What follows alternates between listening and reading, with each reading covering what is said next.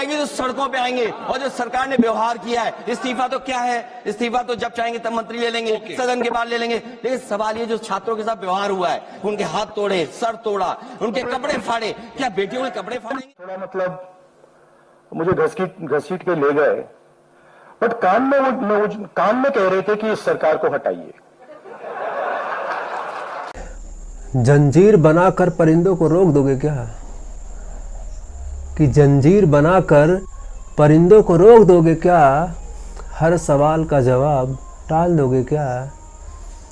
कि जंजीर बनाकर परिंदों को रोक दोगे क्या? हर सवाल का जवाब टाल दोगे क्या? कि मौसम बदलते हैं, कि मौसम बदलते हैं, बदलते तख्त भी, कि मौसम बदलते हैं, बदलते तख्त भी, वक्त के आईने को झुठला दोगे क्या? सच अगर जिंदा है तो लौट कर आएगा, कि सच अगर जिंदा है तो लौट कर आएगा, हर बार उसे अंधेरे में डाल दोगे क्या? जय हिंद साथियों, आज हमारा देश ऐसे वक्त, ऐसे दौर, ऐसे कालखंड से गुजर रहा है जिसमें लोगों को अपने हक अधिकार के लिए खूनी संघर्ष पड़ रहा है, खूनी संघर्ष करना पड़ रहा है। रोंगटे खड़ी कर देने वाली घटनाएं हमारी आंखों के सामने घट रही हैं और सिंहासन पर बैठे हुए असंवेदनहीन प्रधानमंत्री के कान में जू तक नहीं रेंग रहे हैं। शायद हमारे देश के प्रधानमंत्री को इस बात का एहसास नहीं है कि जिस सिंहासन पर हम बैठे हुए हैं उस सिंहासन की आधारशिला देश का यूथ ही है। आज देश के यूथ पर जो अपने हक अधिकार के लिए सड़कों पर संघर्ष कर रहे हैं, उन्हें बर्बरता से पीटा जा रहा है। उनका हाथ तोड़ दिया गया, उनका पैर तोड़ दिया गया, उनका सर फोड़ दिया गया, बेटियों के कपड़े नोच लिए गए। और हमारे देश के प्रधानमंत्री कहते हैं कि बेटी बचाओ बेटी पढ़ाओ। लोग दर्द से करा रहे हैं, चीख और चिल्ला रहे हैं, लेकिन देश के प्रधानमंत्री को इस बात का जरा सा भी अफसोस नहीं है। इसका जवाब हमारे देश का यूथ जरूर आपको देगा। हमारे देश के यूथ के साथ देश के हर कोने से लोग आकर इस आंदोलन का समर्थन कर रहे हैं।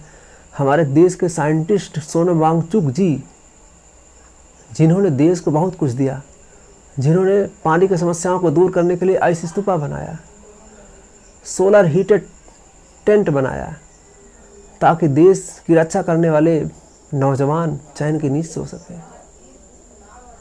आज वह साइंटिस्ट कई दिनों से भूख हड़ताल पर था, लेकिन सत्ता पक्ष का एक मंत्री, एक सांसद उनसे मिलने तक नहीं आया। वो क्या अपने लिए भूख हड़ताल पे थे? नहीं, वो देश के यूथ के लिए थे, देश के लिए थे।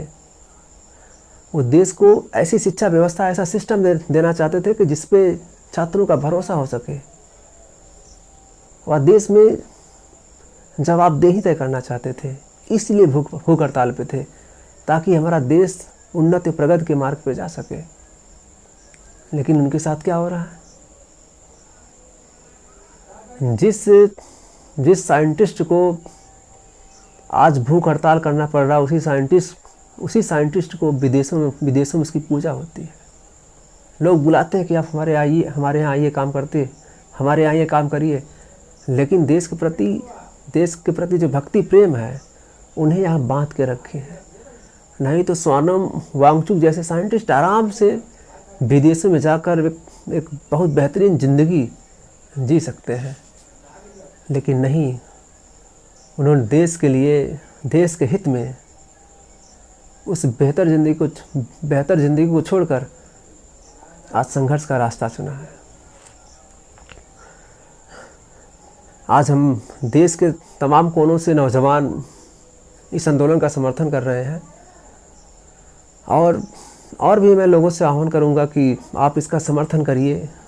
अगर आप आज इस समर्थन नहीं किए तो कोई भी नौजवान, कोई साइंटिस्ट, कोई डॉक्टर, कोई इंजीनियर आपके लिए कभी खड़ा नहीं होगा,